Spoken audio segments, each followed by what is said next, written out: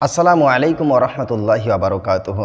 এখন আপনি অনেক বাড়িতে গিয়ে দেখতে পাবেন যে সেই বাড়িতে ছবি থাকে এবং অনেক বাড়িতে দেখবেন যে বাইরের দেশগুলিকে তারা ফলো করে, বাইরের রাষ্ট্রগুলিকে তারা ফলো করে আমাদের অনেক মুসলমান ভাই ও বোনেরা কুকুর পালন করে থাকে, কুকুর পুষে থাকে।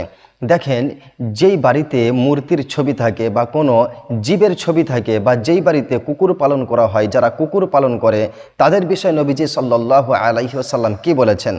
নবীজি বলেছেন, বুখারীতে একটি হাদিস আসছে, 2 নম্বর খণ্ড 880 নম্বর পৃষ্ঠায় হাদিসটি আসছে, আবু তালহা রাদিয়াল্লাহু তাআলা আনহু থেকে বর্ণিত।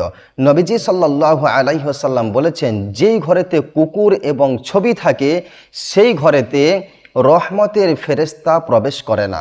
আবারও হাদিসটা বলি, নবীজি বলেছেন, যেই ঘরেতে কুকুর এবং ছবি থাকে, এখানে ছবি বলতে মূর্তির ছবি বা কোনো জীবের ছবি যদি থাকে, তাহলে সেই বাড়িতে রহমতের ফেরেশতা প্রবেশ করে না।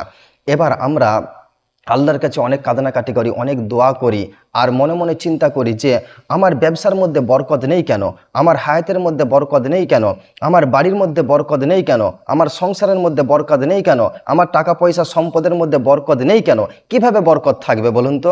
আমি তো বাড়িতে কুকুর পালন করছি, আমার বাড়িতে দেখা যাচ্ছে যে হাজার হাজার ছবি, হাজার হাজার পোস্টার, ঠিক কিনা? আর নবীজি বললেন, যেই বাড়িতে ছবি থাকবে, কোনো প্রাণীর ছবি বা কুকুর পালন করবে যারা, তাদের বাড়িতে রহমতের ফেরেশতা প্রবেশ করবে না। অতএব যদি আপনি আপনার ব্যবসাতে বরকত চান, হায়াতে বরকত চান, আপনার ফ্যামিলিতে, সংসারেতে আপনি বরকত চান, আপনার সম্পদে বরকত চান, তাহলে অবশ্যই আপনার বাড়িতে যেই সমস্ত মূর্তির ছবিগুলি আছে সেই ছবিগুলিকে অবশ্যই হাঁটাতে হবে, ফেলে দিতে হবে এবং কুত্তা পালন করা, কুকুর পোষা এটা বন্ধ করতে হবে, কুকুর পোষ মানানো এটা বন্ধ করতে হবে। যদি আমরা এই দুটি কাজ করতে পারি, তাহলে আমাদের বাড়িগুলিতে রহমতের ফেরেশতা প্রবেশ করবে আর আমাদের দোকানে, ব্যবসায়, হায়াতে, সংসারে, ফ্যামিলিতে, সম্পদে অবশ্যই অটোমেটিক বরকত হবে।